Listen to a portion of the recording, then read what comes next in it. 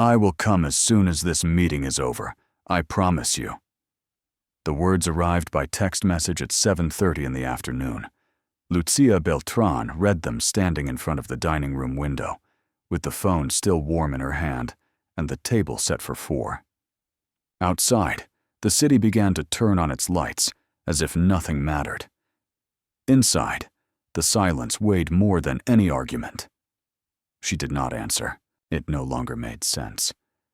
Lucia left the phone on the table and observed the dishes arranged carefully, which now seemed absurd to her. She had chosen the white porcelain dish, the one that Andres said made the food taste better. She had placed the glass cups, the linen napkins bent with precision.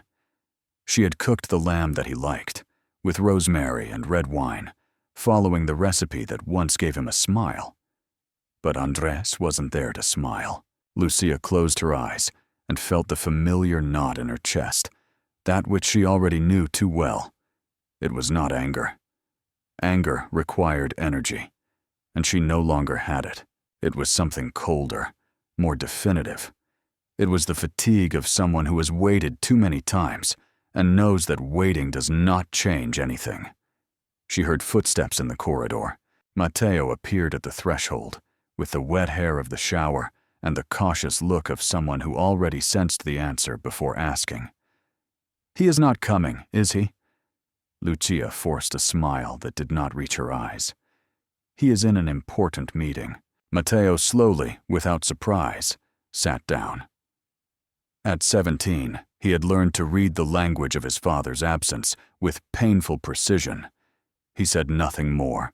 He simply turned around and returned to his room, closing the door with a soft click that resonated like a reproach. Lucia was left alone in the dining room, surrounded by a dinner that no one would eat.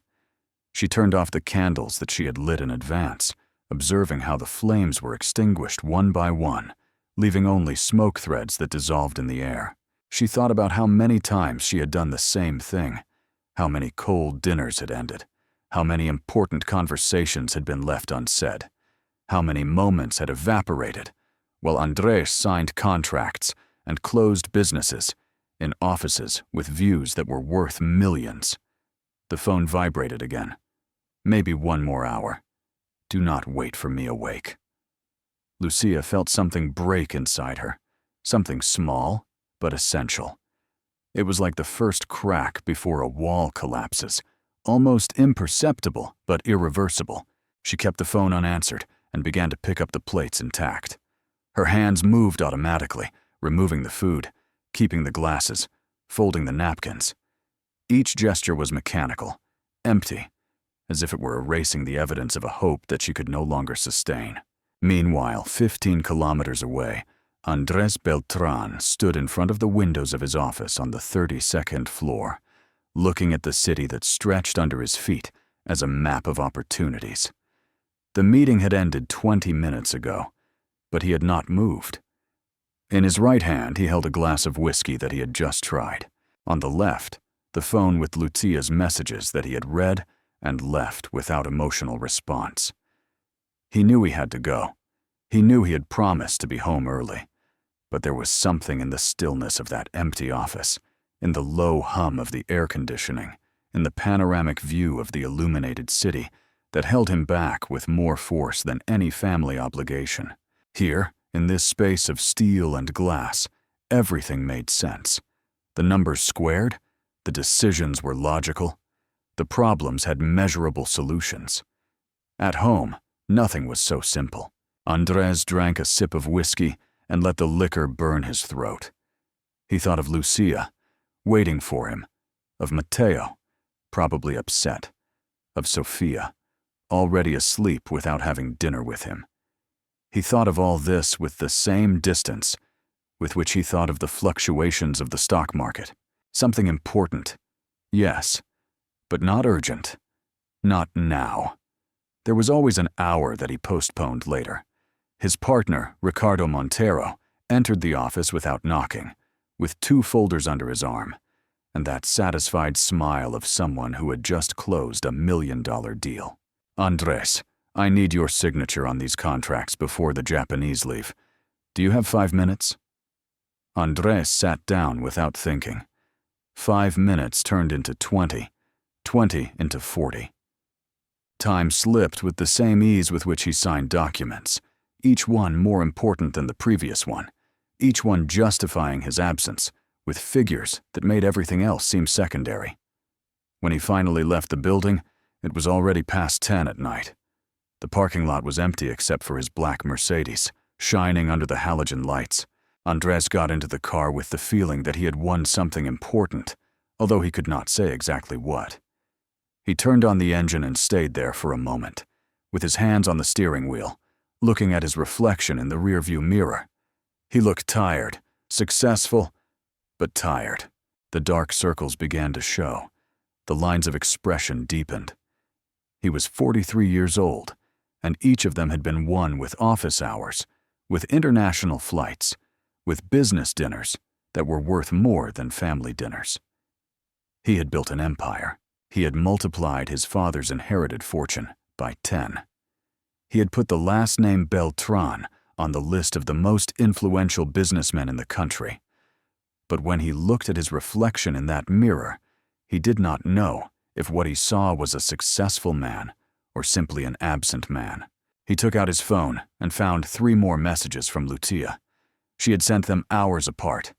The first was practical, the second, resigned. The third, empty of emotion. Dinner is in the refrigerator. Mateo has an exam tomorrow. Good night. Andres felt a stab of something similar to guilt, but he brushed it aside with the same efficiency with which he separated any distraction. Tomorrow he would talk to her. Tomorrow he would compensate for his absence. Tomorrow would be different. It was always tomorrow. He drove home through the deserted streets, with the radio off and the silence filling the space of the car like an invisible passenger. The mansion appeared at the end of the tree-lined avenue, illuminated by exterior lights that made it look like a magazine postcard.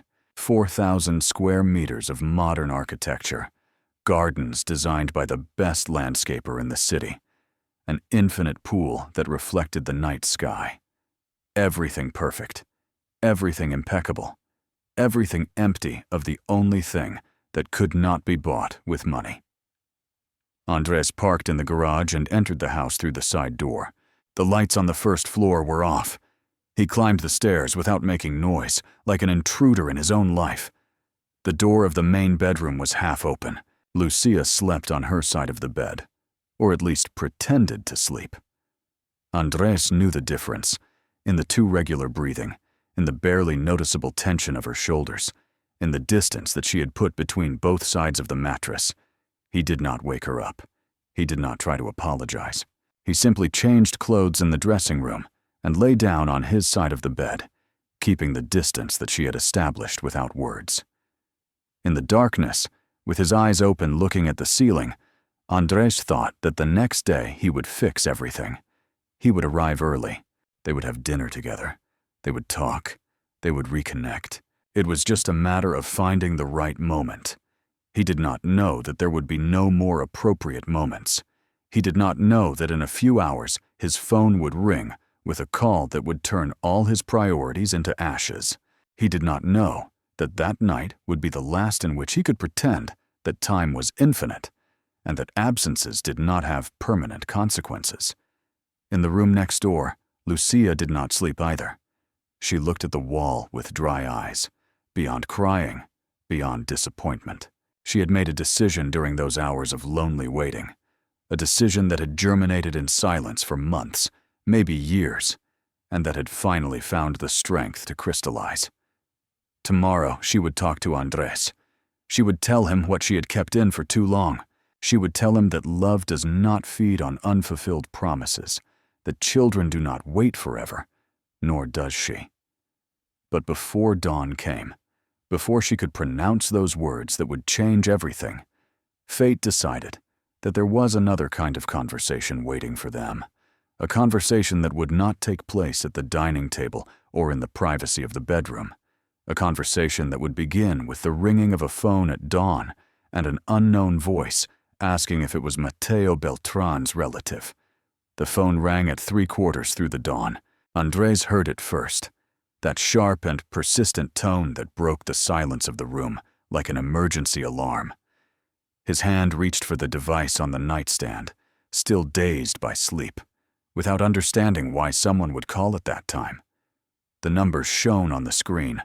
Unknown. He hesitated a second before answering. That second later would seem like an eternity to him. Mr. Beltran? Andres Beltran. The voice was feminine, professional, too calm for 3 in the morning.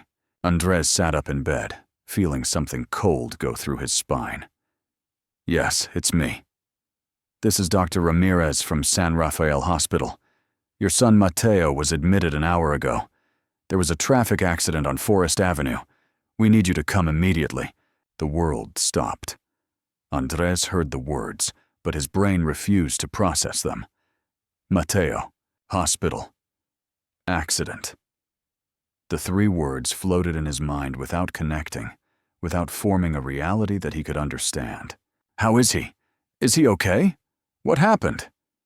The questions came out rushed, desperate. Beside him, Lucaya was already awake, with her eyes wide open and her hand pressed against her chest. He is stable, but we need to talk to you personally. Can you come now? Andres was already on his feet, searching for his clothes with trembling hands. We're on our way. He hung up without waiting for a response. Lucia had already gotten up too, with her face pale and her lips pressed in a thin line. They did not look at each other. There was no need. In that moment, everything else disappeared. The pending arguments, the accumulated silences, the broken promises. None of that mattered compared to the possibility of losing their son. They dressed in silence, each on their side of the dressing room, with mechanical and urgent movements. Andres put on the first thing he found, not caring if it matched or not. Lucia was trembling so much that she had to try 3 times to fasten the buttons of her blouse. And Sophia? Lucia's question broke the silence. Andres stopped for a second. Thinking of his 11-year-old daughter sleeping in the room across the hall, he said, "Call my sister. Let her come and stay with her." Lucia nodded. There was no other option. They ran down the stairs, with the house lights turning on automatically in their path. Andres dialed his sister's number as he crossed the foyer, listening to the dial tone that rang and rang without an answer. Finally, Gabriella's sleepy voice answered. "Andres? What's wrong?" "I need you to come to the house now. Mateo had an accident. We are going to the hospital." There was a brief silence, followed by the sound of movement on the other side of the line. "I'm on my way. Go, don't worry." The Mercedes pulled out of the garage with a screech of tires. Andres drove with his hands gripped to the wheel, knuckles white from tension, eyes fixed on the empty road that stretched before them. The streets of the early morning were ghostly, lit only by street lamps that cast elongated shadows. Beside him, Lucia looked out the window without seeing anything, phone in hand, waiting for a call that didn't come. The silence inside the car was dense, heavy with everything they weren't saying. Andres pressed the accelerator harder, feeling that every second that passed was a stolen second. In his mind, the last image he had of Mateo played over and over, his son on the threshold of the dining room, with that look of contained disappointment, turning around without saying anything more. "Why wasn't I there?" The words came out before he could stop them. Hoarse, full of a guilt that cut off his breath. Lucia did not respond immediately. She kept looking out the window, but Andres saw how her hands tightened around the phone. "Why are you never there?" It wasn't a scream. It wasn't a reproach. It was something worse. It was a fact pronounced with the voice of someone who no longer expects things to change. Andres felt those words pierce his chest with more force than any accusation. He wanted to say something. He wanted to defend himself, explain, promise that it would be different. But the words got stuck in his throat because he knew Lucia was right, entirely right. The hospital appeared at the end of the avenue, a 12-story building illuminated like a lighthouse in the middle of the darkness. Andres parked in the emergency zone, not caring if it was permitted or not, and both ran toward the glass entrance that opened automatically before them. The interior smelled of disinfectant and that cold air that only exists in hospitals. The reception was half empty, only one nurse on duty and 2 people waiting in blue plastic chairs. Andres approached the counter with his heart beating in his ears. "Mateo Beltran, we were called half an hour ago." The nurse checked the computer with a calmness that seemed unbearable to Andres. "Observation room, 3rd floor. Dr. Ramirez is waiting for you." They ran toward the elevators. Andres pressed the button repeatedly, as if that would make it arrive faster. When the doors finally opened, they stepped in, and the ascent felt eternal. Lucia had put a hand to her mouth, holding back something that could be a sob or a prayer. Andres wanted to touch her, but he didn't dare. The abyss that had opened between them for months now seemed impassable, even in the middle of this crisis. The doors opened on the 3rd floor. A long corridor stretched before them with fluorescent lights that flickered slightly. A woman in a white coat approached them with quick steps. She was young, about 35 years old, with her hair pulled back in a ponytail, and that serene expression only doctors trained to give bad news have. "Mr. and Mrs. Beltran?" Both nodded at the same time. "I am Dr. Ramirez. Mateo is fine. He has some bruises and a hard blow to the head, but the tests show no internal bleeding. He is conscious and stable." Andres felt his legs almost give way with relief. Beside him, Lucia let out a broken sound, something between a laugh and a cry. "Can we see him?" "Of course. He's in room 3. But before that, I need you to know something." The doctor paused, choosing her words carefully. Mateo was not alone in the car. He was with 2 friends. The driver lost control on a curve. They were lucky. All came out with minor injuries. But according to the paramedics, the driver had been drinking. Andres's relief instantly turned into something else, into rage, into fear, into a mixture of emotions he couldn't name. Had Mateo been drinking too? We don't know yet. We are waiting for the lab results. But he is lucid and cooperating. You can go in to see him. The doctor guided them down the corridor to a white door with the number 3 painted in blue. She opened without knocking and stepped aside to let them pass. Mateo was on a gurney, with a bandage on his forehead and his right arm immobilized. When he saw his parents enter, his face transformed. He wasn't the indifferent teenager from the night before. He was a scared, vulnerable child with reddened eyes and a trembling voice. "Mom, Dad, I'm sorry. I'm so sorry." Lucia ran toward him and hugged him carefully, avoiding the injured arm, sobbing against his shoulder. Andres stood by the door, watching the scene, as if he were seeing his own life from the outside. His son injured, his wife broken, and him, a spectator who had arrived too late. He approached slowly, with heavy steps, and put a hand on Mateo's shoulder. He wanted to say something. He wanted to express the terror he had felt on the way, the relief of seeing him alive, the rage at the stupidity that could have killed him. But the only thing that came out was, "Are you okay? That's the only thing that matters." Mateo looked at him with those eyes that looked so much like his own, and shook his head. "No, Dad. I'm not okay. And nothing has been okay for a long time." The words fell like stones in the silence of the room. Andres felt something break definitively inside him. It wasn't just the scare of the night. It was the accumulation of everything he had ignored, postponed, denied. Lucia pulled away gently from Mateo and looked at Andres with an expression he couldn't decipher. Pain, yes, but also something more definitive. "I need air." She left the room without waiting for an answer. Andres watched her go and did not follow. He stayed there, standing by his son's gurney, feeling for the first time in years that he had no control over anything. Mateo closed his eyes, exhausted physically and emotionally. A nurse came in to check the monitors and gestured to Andres that he should let the patient rest. Andres went out into the corridor and found Lucia leaning against the wall, arms crossed, eyes lost on the floor. He approached her slowly, maintaining a prudent distance. "Lucia, She raised her hand, interrupting him. "No, not now, Andres. Now I just need Mateo to be okay. The rest can wait."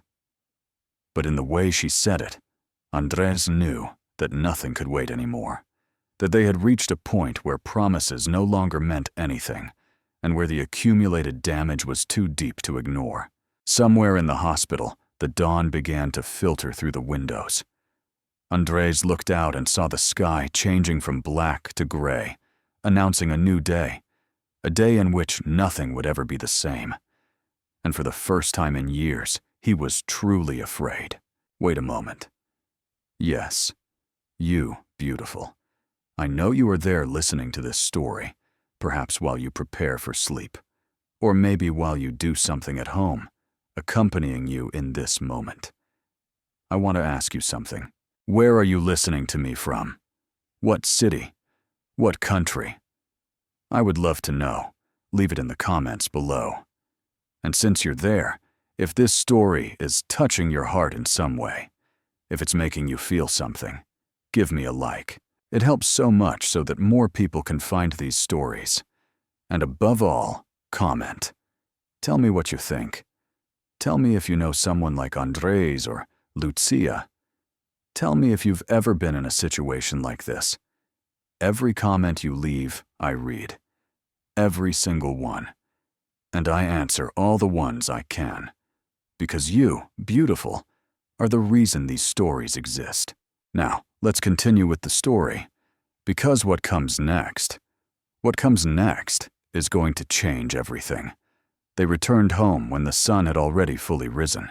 Mateo would stay under observation until the afternoon, just as a precaution, the doctors had told them. Nothing serious. Nothing that couldn't heal with time and rest. But as Andres drove back through the same streets they had traveled hours before, in the opposite direction, he knew there were things that wouldn't heal so easily. Lucia had not uttered a word since they left the hospital. She sat in the passenger seat with her eyes fixed on the window, arms crossed over her chest, as if trying to hold herself together. Andres watched her out of the corner of his eye every few seconds, looking for something in her expression that would tell him how to break that silence. But he found nothing, only a wall of exhaustion and something deeper he didn't dare to name. Gabriela was waiting for them at the entrance of the house, with Sofia already awake beside her. The girl ran toward them as soon as the car stopped, eyes swollen from crying. "Is Mateo okay? Can I see him?" Lucia knelt in front of her and hugged her with an intensity that made Andres have to look away. "He's fine, my love. He just has some bruises. We'll bring him home this afternoon." Sofia nodded against her mother's shoulder, clinging to her as if she feared she too would disappear. Gabriela approached Andres and put a hand on his arm. "Do you need anything? Do you want me to stay?" Andres shook his head, grateful but needing the house to regain some appearance of normalcy, even if it was false. "We'll be fine. Thank you for coming." Gabriela looked at him with that expression he knew too well, the same one his sister had used since they were children, when she knew he was lying. But she said nothing. She simply nodded, said goodbye to Lucia with a kiss on the cheek, and left. The door closed behind her, and the house filled again with that tense silence that seemed to have become its permanent atmosphere. Sofia had gone to her room, probably to process everything that had happened in her own way. Andres and Lucia stood in the foyer, separated by barely 2 meters of distance that felt like kilometers. "You should sleep a little." Andres's words sounded hollow even to him. Lucia looked at him as if he had just said something absurd. "Sleep? You think I can sleep after this?" "I don't know. I just thought that—" "What did you think, Andres? That we would come home, pretend everything is fine, and carry on as if nothing happened?" Lucia's voice had risen in volume, charged with an emotion that had been contained for too long. Andres felt something tighten in his chest. I'm not saying that. Then what are you saying? Because frankly, I no longer know what you expect from me, from us. Andres passed a hand over his face, feeling the weight of exhaustion pressing on his shoulders. I hope we can talk, that we can fix this. Lucia let out a humorless laugh, a laugh that sounded dangerously close to a sob. Fix this? Andres, this has been breaking for years. It isn't fixed with a conversation. Then what do you want me to do? The question came out more brusquely than he intended. Lucia looked at him with bright eyes, but not with tears. With something harder, more definitive. I want you to understand that I can't go on like this. I want you to see what you've done to us. I know I've been absent, but my work, your work, always your work. Do you know what it is to wait for someone night after night? What it's like to explain to your children why their father isn't there again? What it's like to fall asleep alone knowing the person you swore to love chose an empty office instead of you? The words hit Andres like punches. He wanted to defend himself, wanted to explain that everything he had done was for them, to give them the life they deserved. But the words sounded weak, even in his own mind. I did all this for you guys. No, you did it for yourself. The accusation floated between them, raw and painful. Andres felt something crumble inside him. That's not fair. Fair? You want to talk about what's fair? Was it fair that Mateo spent his last birthday waiting for you to arrive and ended up blowing out the candles alone? Was it fair that Sophia stopped asking me when you'd come to her recital because she already knew the answer? Was it fair that I stayed alone in our bed, night after night, feeling like a widow to a man who still breathes? Every word was like broken glass cutting into skin. Andres wanted to approach her, but Lucia stepped back as if his proximity burned her. Lucia, please. No. No more, Andres. No more empty apologies. No more promises you never keep. No more waiting for you to decide we are important enough. Then what? Are you leaving me? The words came out before he could stop them, charged with a fear he didn't know he had. Lucia looked at him with an expression that mixed sadness and something like infinite fatigue. I don't know. Honestly, I don't know.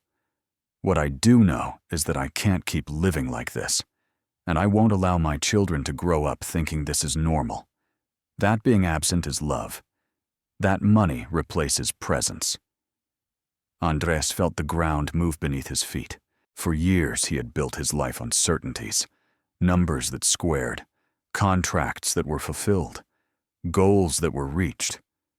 But there, in the foyer of his own house, in front of the woman he had been married to for 20 years, nothing was certain.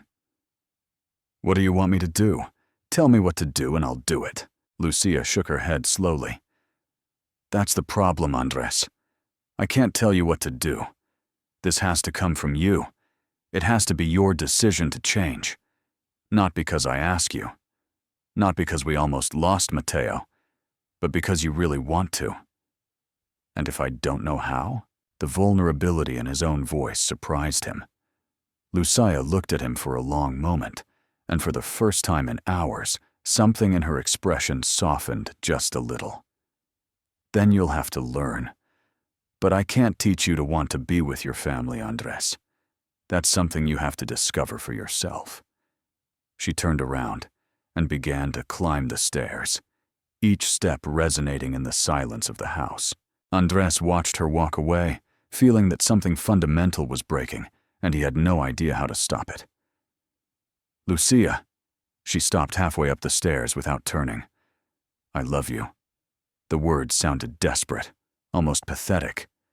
Lucia remained motionless for a few seconds that felt eternal. When she finally spoke, her voice was barely a whisper. I loved you too, Andres.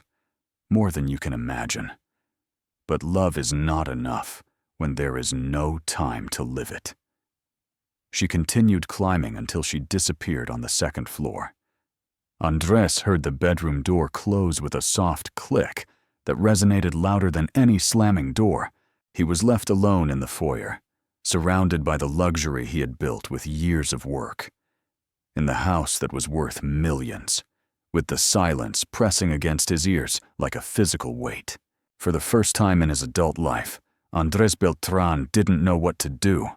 He let himself fall onto the sofa in the living room with his head in his hands.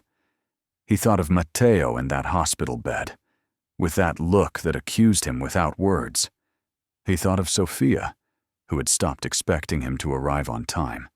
He thought of Lucia, of how she had gone from being the woman who looked at him with adoration to someone who could barely be in the same room as him. When had it happened? When exactly had he stopped seeing what he was losing? There was no simple answer. It had been gradual, a canceled dinner, a postponed promise, a rejected hug because he had to check an urgent email.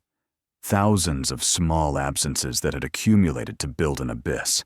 Andres got up and walked to his study, that private sanctuary where he had spent countless nights working while his family slept. The diplomas on the walls, the business awards on the shelves, the framed contracts that represented his greatest achievements. Everything seemed empty now, insignificant. He took his phone and looked at the accumulated emails. 127 unread messages. Meetings scheduled for next week. Contracts waiting for his signature. The life he had built kept spinning, indifferent to his personal crisis. With an impulsive movement, Andres wrote an email to his assistant. Cancel all my meetings for this week. Family emergency. Do not contact me unless it is absolutely urgent. He pressed send before he could regret it. It was a small gesture, perhaps insignificant, but it was the only thing he knew how to do at that moment. He climbed the stairs slowly, each step feeling like a mountain. The bedroom door was still closed. He didn't dare open it. Instead, he went to the guest room. He dropped onto the bed without even taking off his shoes and looked at the white ceiling as the daylight filled the room. Outside, life continued. Birds sang. The wind moved the leaves of the trees. The world remained the same. But something inside Andres had changed irrevocably, and for the first time in years, he was truly afraid. Andres woke up 3 hours later, body aching and mind cloudy. For a few seconds, he didn't remember where he was. The guest room felt strange to him, with that light filtered by curtains he had never touched, and that neutral smell of a space that no one really uses. Then it all came back at once. The hospital, the conversation with Lucia, the abyss that had opened between them. He got up slowly, muscles complaining from having slept dressed. The clock on the nightstand marked 11 in the morning. In normal circumstances, he would be in his third meeting of the day. But nothing was normal now. He found the house in a tense silence. Lucia was in the kitchen, preparing coffee with mechanical movements. She didn't look at him when he entered, but Andres noticed the rigidity in her shoulders, the way she avoided even turning in his direction. "Do you want coffee?" The question came out softer than he intended. Lucia nodded without words, keeping her eyes fixed on the coffee maker. Andres served 2 cups, conscious of every movement, every breath, the physical and emotional distance that separated them despite being in the same room. "We have to go get Mateo at 3. "I know." The exchange was brief, functional, empty of any warmth. Andres drank his coffee, burning his tongue, but he was grateful for the pain because it was something concrete, something he could feel, beyond that sensation of being lost in his own life. "Lucia, about this morning." She raised her hand, interrupting him with that gesture he already knew too well. "I don't want to talk about that now. I just want to bring my son home." "My son, too." The words came out with more of an edge than he intended. Lucia finally looked at him, and in her eyes, Andres saw something that hit him harder than any accusation. It wasn't rage, it was fatigue. The kind of fatigue that comes from years of carrying everything alone. "Then act like it." She left the kitchen, leaving her half-finished cup on the counter. Andres heard her footsteps going up the stairs, the bedroom door closing again.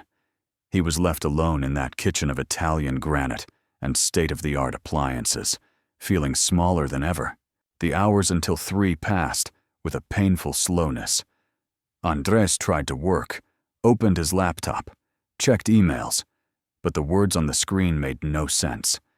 The numbers that had always seemed so clear to him were now just empty symbols. He closed the computer after 10 minutes and dedicated himself to walking through the house, seeing for the first time the spaces he had paid for but never inhabited. The living room with designer furniture that no one used. The dining room with the table for 12 people where they rarely ate together. The library full of books he bought because they looked good but never read. Everything was perfect, impeccable, dead. He went up to the 2nd floor and stopped in front of Matteo's room. The door was ajar. He pushed gently and entered for the first time in months. The room was strange territory, full of posters of bands he didn't know, books piled on the desk, a guitar leaning against the wall, signs of a son who had grown up without him noticing. Andres touched the guitar strings carefully, producing a discordant sound. He didn't know Matteo played. He knew almost nothing of what his son did, thought, dreamed. He had been so busy building an empire that he had forgotten to build a relationship. A soft knock at the door pulled him from his thoughts.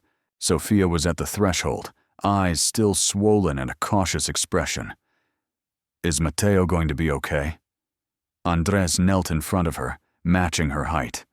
It was something he did when she was little, but he had stopped doing at some point without realizing it. He's going to be fine, princess.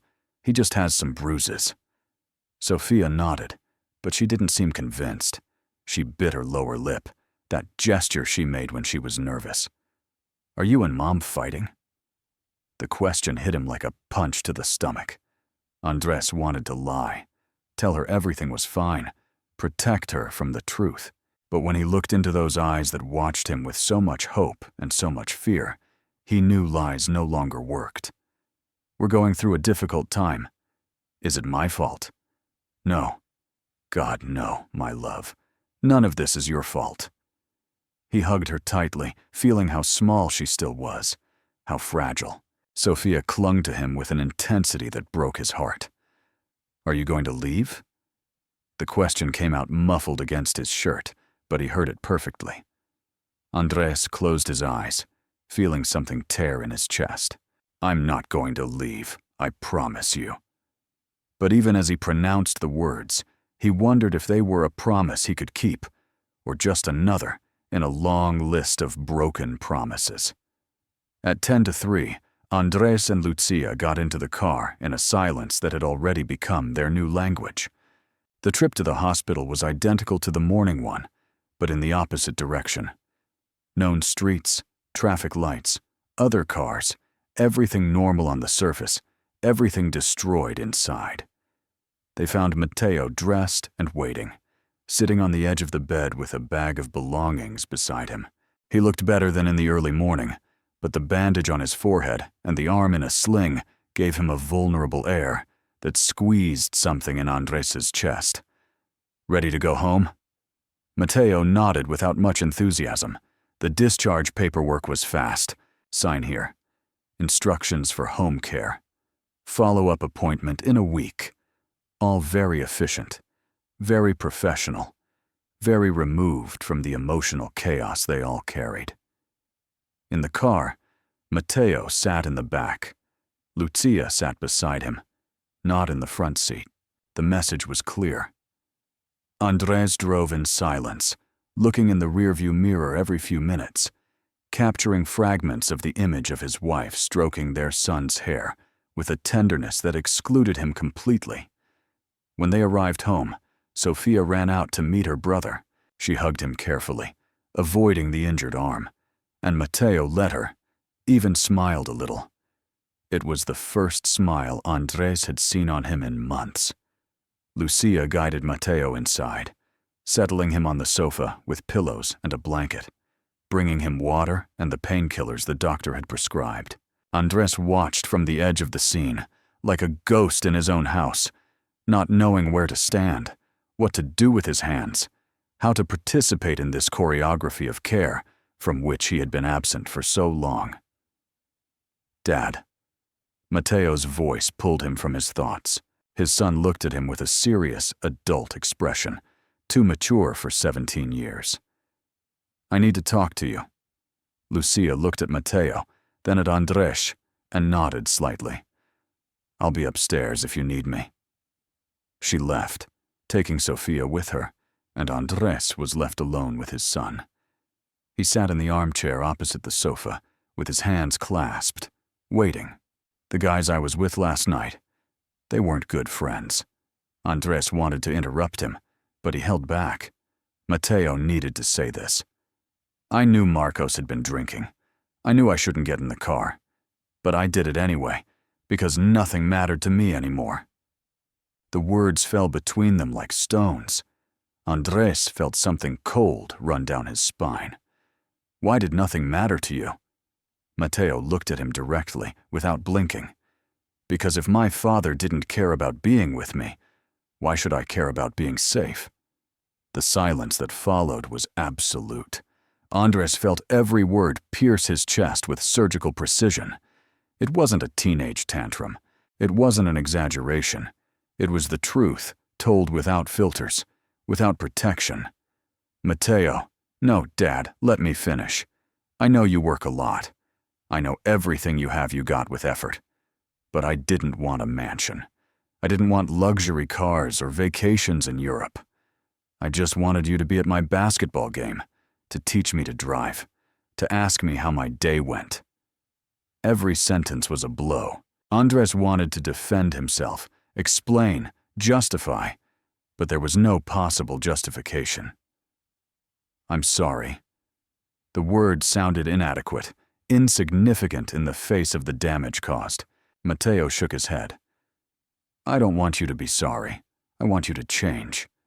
And if I don't know how?" The question came out with a vulnerability Andres didn't know he could show. Matteo looked at him with a mixture of sadness and something that could have been compassion. "Then learn, because if you don't, you're going to lose more than a dinner. You're going to lose all of us." Andres felt tears burn his eyes. He hadn't cried since he was 10 years old, and his father had told him that Beltran men didn't cry. But there, in front of his injured son with his family crumbling, the tears came anyway.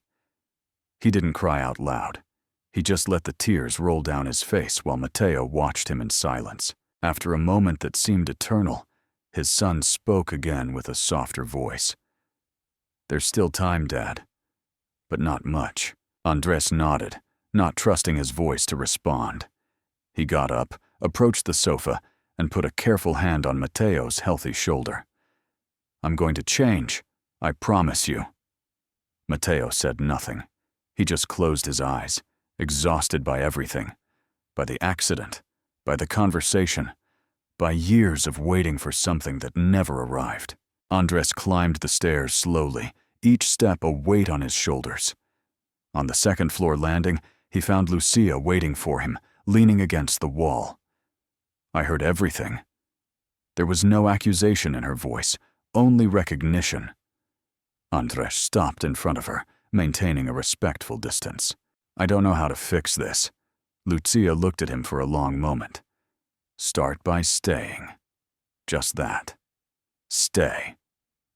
And for the first time in years, Andres understood that staying didn't just mean being physically present. It meant being there emotionally, mentally, completely.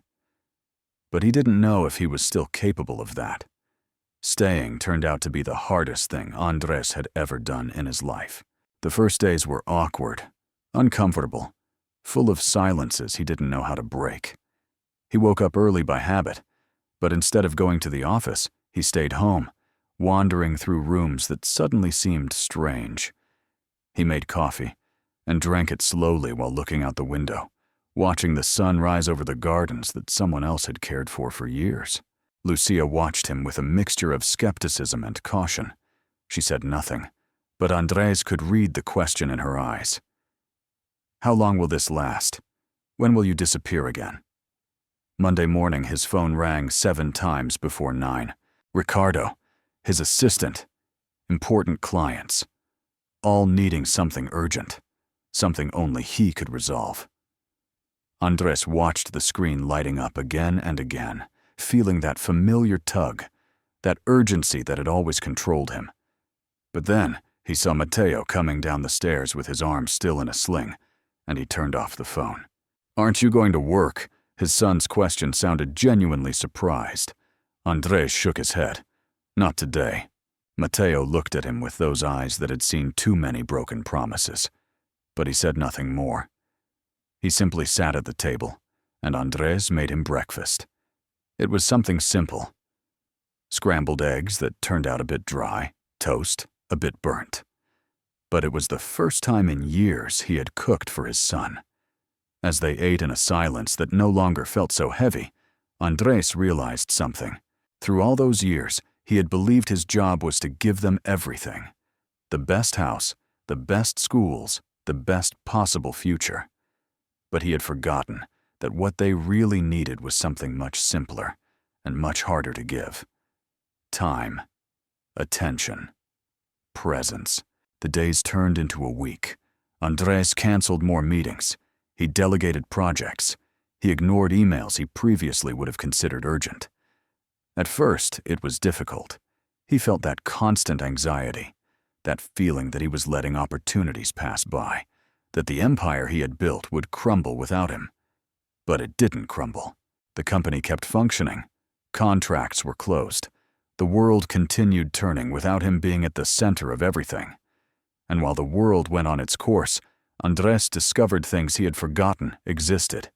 He discovered that Mateo played guitar and wasn't bad at it. One afternoon, his son played some songs for him, fingers still a bit clumsy from the injured arm, but with a passion that left him speechless. He discovered that Sophia drew. She had whole notebooks full of drawings she had never shown him. Birds, flowers, portraits of the family, where he was almost always with his back turned or absent. Seeing them was like receiving a blow to the stomach. But he stayed looking at every page, understanding what his daughter had never said out loud. And he discovered that Lucia was still the woman he had fallen in love with. Only he had forgotten how to see her. One night, he found her in the garden cutting roses with that silent concentration she always had when she did something she loved. He approached without saying anything and simply stood there, watching her. "Do you need something?" Lucia's question was cautious. Andres shook his head. "I just wanted to see you." Something changed in her expression. It wasn't immediate. It wasn't dramatic. It was barely a tiny softening around the eyes. But Andres saw it, and he clung to that as a drowning man clings to a lifebuoy. On Friday of that first week, Andres did something he hadn't done in more than 5 years. He cooked dinner for the whole family. Nothing elegant, just pasta with sauce and a salad. But he made it with his own hands. He set the table carefully, using the porcelain dishes Lucia said made the food taste better. When he called everyone to dinner, he saw the surprise on their faces. They sat together, the 4 of them, for the first time in so long that none could remember the last time. At first, the silence was awkward. No one knew quite what to say, how to behave in this version of normalcy that seemed so fragile. Then Sophia spoke. "Dad, did you know Mom won an award at her garden club?" Andres looked at Lucia, genuinely surprised. "Really?" Lucia shrugged, downplaying the achievement. "It's just a small contest."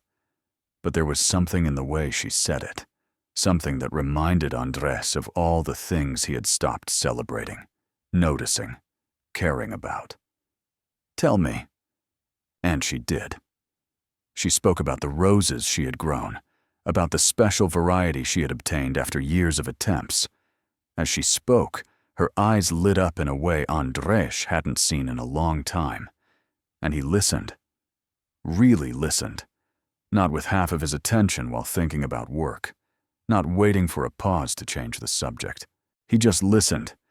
and he discovered there was a whole world in his wife's life that he knew nothing about. Matteo spoke about his band, about how they had gotten a spot to play at a local cafe next month. Sofia told about an art contest at her school. And for the first time in years, Andres was present for all those conversations. Not physically present, but completely there, with all his attention, with all his heart. After dinner, while they cleaned the kitchen together, Lucia stopped halfway through drying a plate and looked at him. Searching for something in his eyes, Andres stayed still, letting her see everything.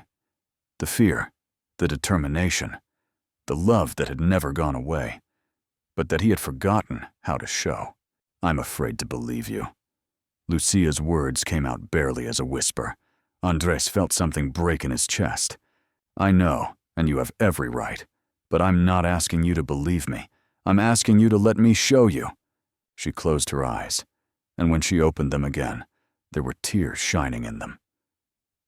"I've been so alone, Andres. Even when you were here, I was alone. I know, and I'm sorry. I'm sorry more than words can express. Apologies aren't enough. I know. That's why I'm not just going to apologize. I'm going to change."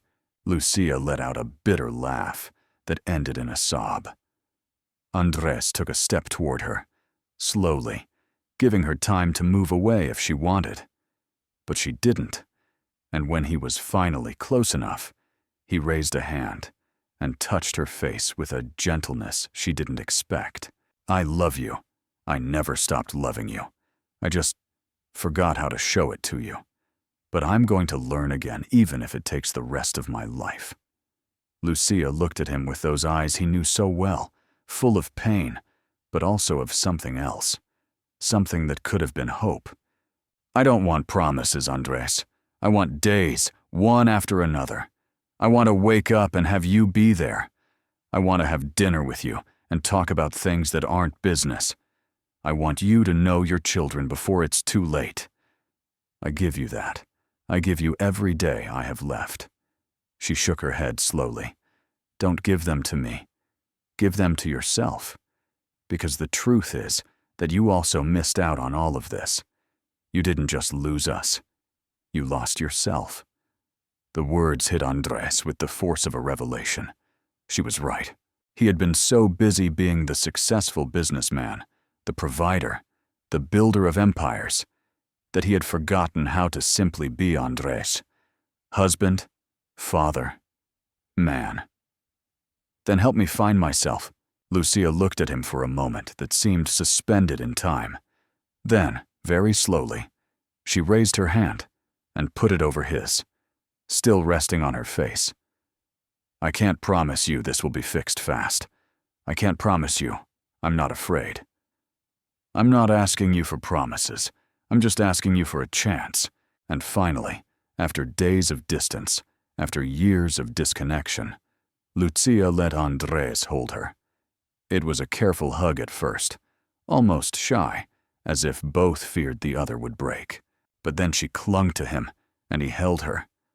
And for the first time in so long, he didn't feel like a stranger in his own life. It wasn't a fairy tale ending. Not everything was forgiven in a magical moment. But it was a start. The following days were easier. Not perfect, but easier. Andres continued to stay home, but now with a purpose.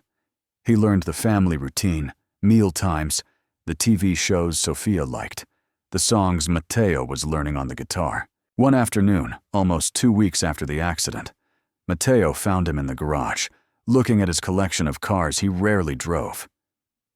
"Do you want to learn to drive?" The question came out before Andres could think it. Matteo looked at him surprised. "But my arm. For when it's better, I'll teach you, as I should have done a year ago." Matteo smiled. It wasn't a big smile, but it was genuine. And for Andres, it was worth more than any $1,000,000 contract he had ever signed. "I'd like that." That night, as Andres lay in the bed he now shared again with Lucia, she turned toward him. They said nothing for a moment. They just looked at each other in the gloom. "Thank you for staying." Lucia's words were soft, but loaded with meaning. Andres reached out and intertwined his fingers with hers. "Thank you for letting me try. It's hard, I know, but it's worth it." And in that admission, Andres found something he had been looking for without knowing it. Not forgiveness, not yet, but hope.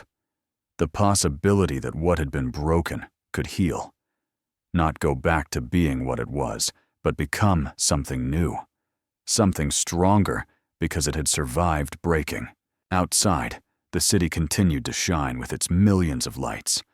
Offices were still full of people working late. Contracts were still being signed. The world kept turning. But Andres Beltran was exactly where he needed to be. At home, with his family. Finally present. And for the first time in years, when he closed his eyes, he didn't feel the weight of everything he had to do the next day. He felt peace,